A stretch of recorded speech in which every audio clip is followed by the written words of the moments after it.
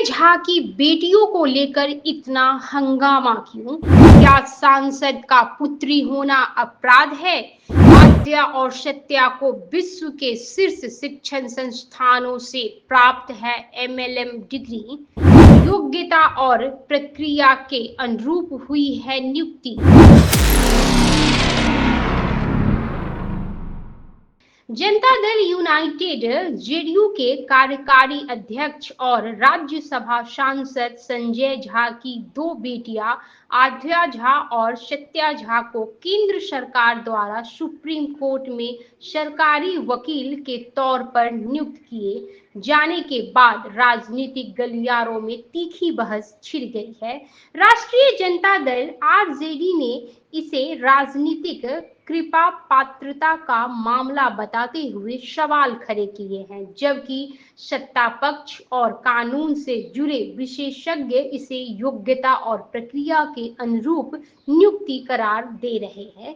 दरअसल केंद्र सरकार के कानून मंत्रालय ने 9 अक्टूबर 2024 को एक आदेश जारी कर सुप्रीम कोर्ट में केंद्र सरकार की तरफ से केस लड़ने के लिए जिन वकीलों की नियुक्ति की, उनमें सांसद संजय झा की दो बेटियों स्टैनफोर्ड विश्वविद्यालय से एलएलएम की कर चुकी आद्या झा और ऑक्सफोर्ड विश्वविद्यालय से एलएलएम की डिग्री प्राप्त सत्या झा के नाम भी शामिल है। इनकी सेवा 3 वर्षों के लिए ली गई है। सत्या और आद्या झा दोनों ही विश्व के शीर्ष शिक्षक संस्थानों ऑक्सफोर्ड और स्टैनफोर्ड से एलएलएम की पढ़ाई पूरी कर चुकी है। उनका प्रोफेशनल प्रोफाइल भारतीय कानून व्यवस्था में उभरते टैलेंट का उदाहरण है।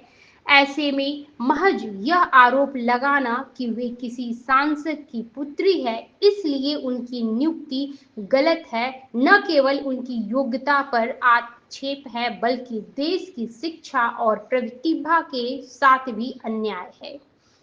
सांसद संजय झा ने इस विवाद पर अब तक सार्वजनिक प्रतिक्रिया देने से परहेज किया है, लेकिन उनके करीबी सूत्रों का कहना है कि यह पूरी नियुक्ति प्रक्रिया केंद्र सरकार के कानून मंत्रालय द्वारा की गई है और इसमें सांसद का कोई हस्तक्षेप नहीं रहा। बेटियां अपनी मेहनत और काबिलियत पर के दम पर वहां पहुंची है। एक वरिष्ठ अधिवक्ता के अनुसार अगर किसी राजनेता की संतान उत्कृष्ट योग्यता के साथ किसी पद पर नियुक्त होती है तो उसे कृपा नहीं कहा जाना चाहिए। क्या उनका बेटा या बेटी होना उनके हक को खारिज कर देता है? इस पूरे विवाद में सच्चाई यह है कि दोनों अधिवक्ताएं दुनिया के सर्वश्रेष्ठ शिक्षण संस्थानों से कानून की उच्च शिक्षा प्राप्त कर चुकी है। यदि कोई योग्यता के आधार पर नियुक्त हो रहा है तो राजनीतिक पृष्ठभूमि को आधार बनाकर उसे कटघरे में खड़ा करना तर्कसंगत नहीं कहा जा सकता। यह मामला हमें यह सोचने पर मजबूर करता है कि क्या सिर्फ किसी राजनेता की संतान होना ही किसी युवा की प्रतिभा पर सवाल उठाने के लिए पर्याप्त है?